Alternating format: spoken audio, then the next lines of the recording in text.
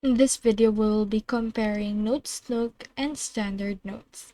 So as you can see right here, I have in here this Reddit thread that actually compares those two. Let's head over and read this. So for the Notesnook, let's start with the pros. It's actually sleeker and more modern than Standard Notes, and it has some homemade appearance. It's also great for importing notes from Standard Notes and easy with online tool as well.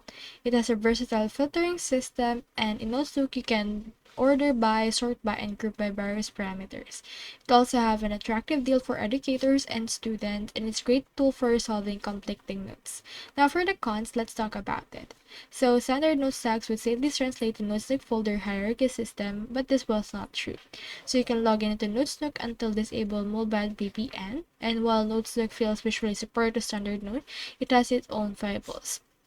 So it has this actual changes on the dark mode, wherein you cannot see when a node is selected on the dark mode. The tables work well in Notesnook. However, there's actually some options or some errors on that case. Now in here, standard note win because standard note is actually quite reliable and it's the best support experience that they have encountered. So that's all there is today, and hope this video helped you out.